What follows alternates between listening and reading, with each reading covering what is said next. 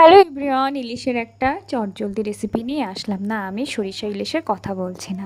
আমি একদমই খুব হালকা করে ইলিশ মাছ রান্না করব।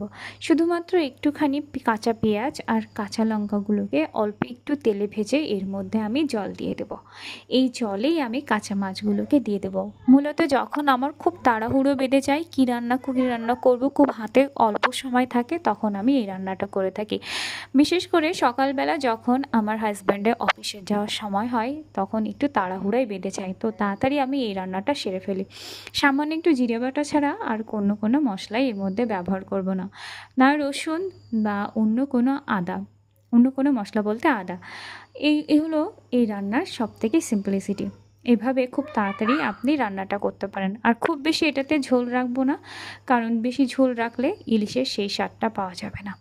যেহেতু ইলিশটা আমার একদমই ফ্রেশ ছিল, তাই খেতেও কিন্তু খুব দারুণ।